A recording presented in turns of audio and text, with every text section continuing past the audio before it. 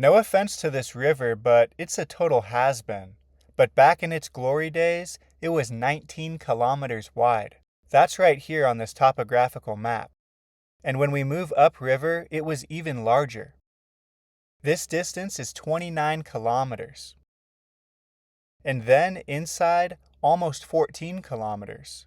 This is a cliff and terrace step sequence if you're new to the channel. This is where riverbanks and flat lands alternate. We are in southern Argentina, by the way, and there is something we need to not ignore about this entire landscape, and that is all of these lakes, which are scours. Within these step sequences, we can see all sorts of paths of meandering rivers, and in these paths are chains of lake scours. This landscape makes scours very understandable to those that study it. Okay, now let's go to Terrace City, which is right down here. It is so incredibly rich with river width history. Just like a sandy stream bed after a flash rain. But these terrace steps were carved in solid sandstone. This curving bank has a line of scours along it.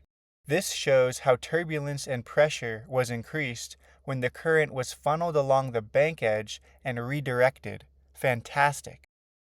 This whole terrace is scabbed up like a leper. We can go farther up and appreciate some more nice terraces.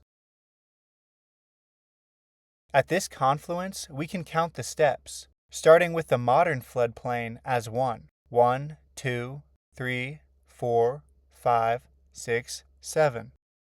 Now, this is that confluence, and you can see the lines going across. The modern floodplain is full of random braided streams, and all of these terraces have the ruts of the same pattern. But these ruts are larger and are full of deep scours, especially near the bank edge of each step. How interesting. Okay, it's Terrace Tuesday. Let's check out some terraces in the Caucasian mountains in the country of Georgia. There's so many valleys with a really good record of cliff and terraces. Okay, we're going to count the terraces, which were once the flat river bottom. Starting with the modern river bottom, we're going to call that 0. Then we're going to go 1, 2, 3, 4, 5. We notice that the modern river's got a lot more meander to it than the older river. This river once had a really nice curve to it right along this bank. So we got two nice banks here that are very large. So we can see a bank and a bank. But is this also a riverbank here?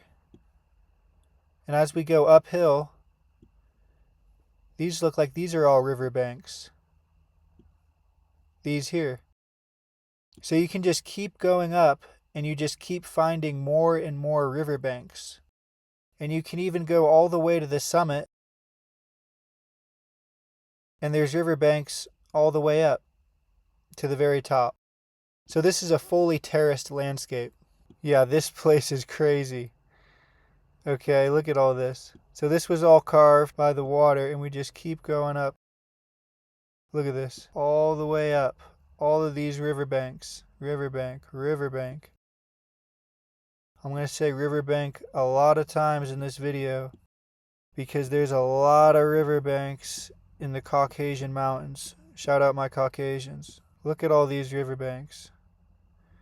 Riverbank here, riverbank, riverbank. All of these are riverbanks. And they curve like a river. And they go all the way up to the top. Alright, let's go into a place a little bit higher up on the mountains, like this spot here. Are you kidding me? You see how when you know what a cliff and terrace step sequence is, things get out of control real quick? I think that studying patterns in nature, such as sequences of river terraces and their corresponding riverbanks, is the most important way to understand the erosion of Earth, because each of these marks gives us exact data on water level and current level, and from the shape of the bank we can even see where the current moved.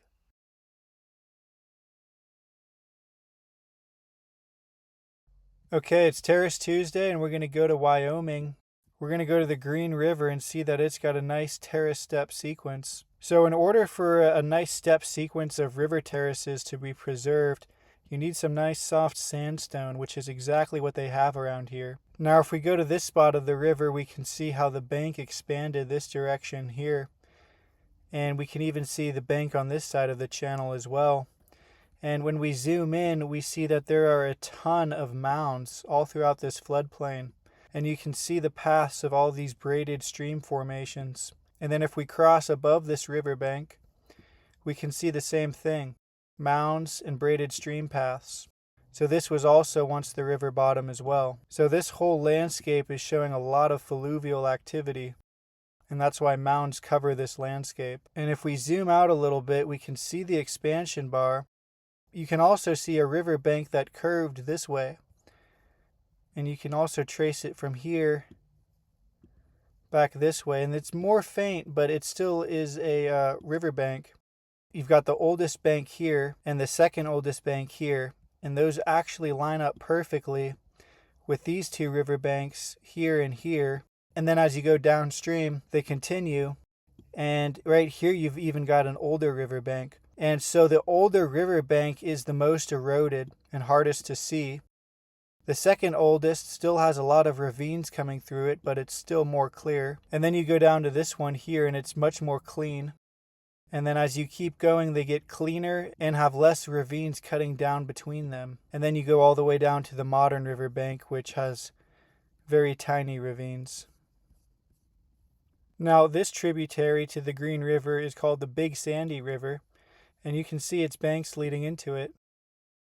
And we're going to follow this guy upstream. There's lots of mounds all around this riverbank, and it does have decent sets of terraces, as you can see. But what I think is really interesting is this river here does a great job of showing you the difference between the past and the modern river. Look at this section of river, for example. The modern river is meandering back and forth across the channel all the way. And then we look at the bank of the past river, and it has a meander to it, but it's very slow. It's over huge distances. So this is a major difference between modern and past rivers. I just showed you guys how there's a bunch of really nice river terraces around the Green River in Wyoming. But now I want to show you the ripple field that's right next to it. Let's check the wavelength, 150 meters. So pretty substantial ripples, but what I think is most impressive is the amplitude of these guys. You can see that they're very round, they're very tall. That's a high amplitude. This is our first indication that they are made by water and not wind. But the real reason is that they're all sitting on top of a white sandstone, but the ripples are made out of brown sediments and brown topsoil. This creates a strong contrast. So there's a difference between what they're made of and what they're sitting on top of. So if you look at it this way, you can see that this is a stream path here, and the path came through here. And where the ripples are, all the other top sediments, like what would be here, was completely washed away and carried downstream. And only the ripples remain in this field, except for like right here. Okay, now if we check out this little patch here, we've got another ripple field. And we can also see that there are some sediment lobes that got pushed down. So here we can see the sediment lobes, how they got carried downstream. Now, people are going to be skeptical of sheet water flow washing through here to make these sediment lobes in the respective ripple formation, and I encourage that. So let's check out this little plane here. Here we've got a corrugated ripple formation where the troughs of these ripples are actually scoured out. Right, so these lakes here were scoured out. These are water-made scours. Wind is not a heavy fluid. Wind can't erode and excavate a whole trough like this to make a lake. If you look at this whole pan here, this was clearly deposited underwater, and that's why it's so flat. But then when we look at the erosional texture, we see that there are all of these lakes. It's impossible for wind to flow over flat land and excavate circular scours. It will fill in a lake, but it will not excavate it. Now, not too far from here, we've got some really perfect scoured lakes. So this lake here, you can see it's got a straight escarpment edge here, and this is the pointed tail. So it's showing that water flowed down this way, flowed off the escarpment edge, and pushed this more like a tail. Now, when we look downstream, of course, it's got sediment lobes that also agree. And then right next to it, you've got another lake that is the exact same. Same escarpment edge. This looks like sediment lobe pointed this way. Right, this lake is scoured out by water flow. So these two lakes clearly showing sheet water flow going down this way. And this is the area where we have all of these beautiful terraces.